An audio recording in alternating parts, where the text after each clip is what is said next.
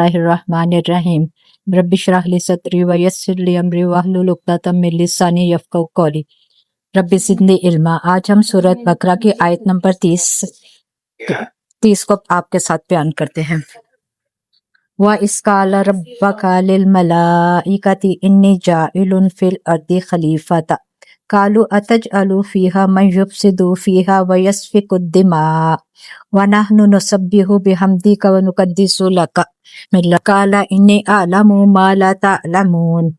व इज़ा और जब काला कहा रब्बुका तुम्हारे परवरदिगार ने लिल मलाइकति फरिश्तों से इन्नी मैं जाइलुन बनाने वाला हूँ फिल अर्दी जमीन में खलीफतन एक नाइब।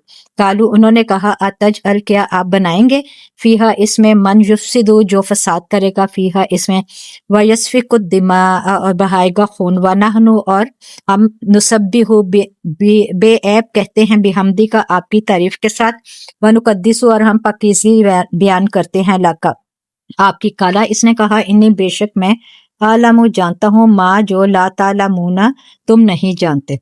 फिर जरा इस वक्त का तस्वुर करो जब तुम्हारे रब ने फरिश्तों से कहा था कि मैं जमीन में एक खलीफा बनाने वाला हूँ। उन्होंने अर्ज किया कि आप जमीन में किसी ऐसे को मुकर्रर करने वाले हैं जो इसके इंतजाम को बिगाड़ देगा और खून रेजियां करेगा।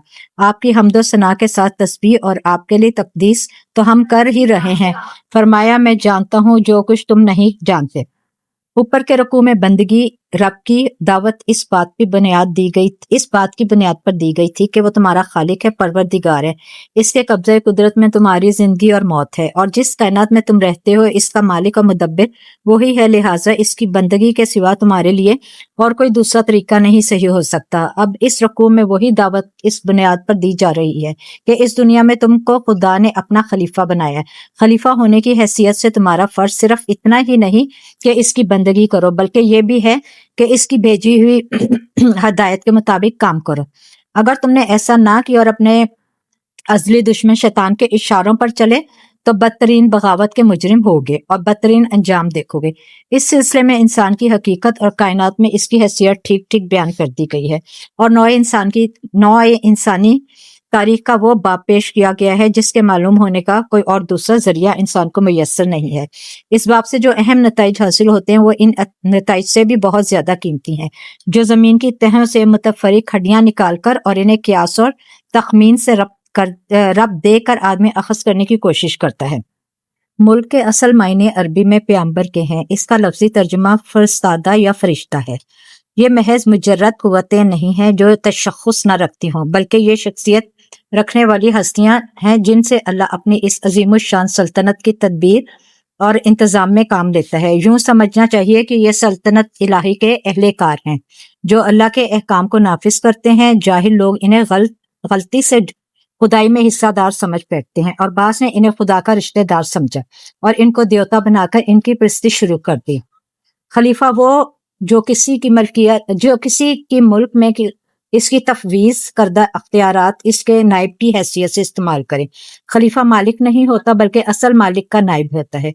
इसके अख्तियारात जाती नहीं होते बल्कि मालिक के अता करदा होते हैं।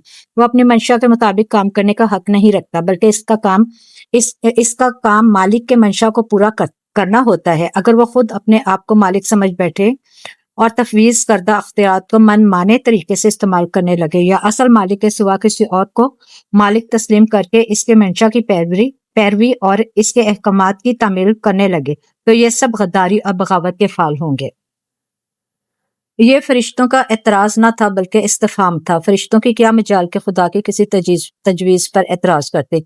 वो खलीफा के लफ्ज से ये तो समझ गए थे कि इस ज़ेरे तजवीज मखलूक को जमीन में कुछ अख्तियारात स्पुर्द किए जाने वाले हैं, मगर यह बात इनकी समझ में नहीं आती थी कि सल्तनत कायनात के इस निज़ाम में किसी बाअख्तियार मखलूक की गुंजाइश कैसे हो सकती है और अगर किसी की तरफ कुछ जरा सा भी इख्तियारात मुंतकिल कर दिए जाएं तो सल्तनत के जिस हिस्से में भी ऐसा किया जाएगा वहां का इंतजाम खराबी से कैसे बच जाएगा।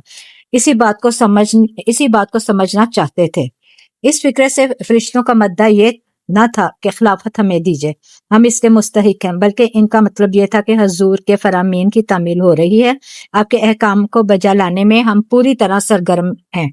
مرضی مبارک کے مطابق سارا جہان پاک صاف رکھا جاتا ہے، اور اس کے ساتھ آپ کی حمد و ثنا اور آپ کی تسبیح اور تقدیس بھی ہم خدام ادب کر رہے ہیں۔ اب کمی کس چیز کی ہے کہ اس کے لیے ایک خلیفہ کی ضرورت ہے، ہم اس کی مصلحت نہیں سمجھ سکتے۔ تسبیح کا لفظ ذو معنین ہے، اس کے معنی پاکی بیان کرنے کے بھی ہیں اور سرگرمی کے ساتھ کام اور انہمات کے ساتھ صحیح کرنے کے بھی ہیں۔ اسی طرح تقدیس کے بھی ہیں، دو معنی ہیں، ایک تقدیس کا اظہار و بیان، دوسرا پاک کرنا۔ یہ فرشتوں کے دوسرے شبہ کا جواب ہے، یعنی فرمایا کہ خلیفہ مقرر کرنے کی ضرورت اور مصلحت میں جانتا ہوں، تم اسے نہیں سمجھ سکتے۔ اپنی جن خدمات کا تم ذکر کر رہے ہو وہ کافی نہیں ہے، بلکہ ان سے بڑھ کر بھی کچھ مطلب ہے، اس لیے زمین میں ایک ایسی مخلوق پیدا کرنے کا ارادہ کیا گیا ہے جس کی طرف کچھ اختیارات منتقل کیے جائیں۔ وآخر دعوانا ان الحمد للہ رب العالمین، سبحانک اللہم و بحمدک، نشہد لا الہ الا انت، نستغفرک و نتوب الیک۔ السلام علیکم ورحمۃ اللہ وبرکاتہ۔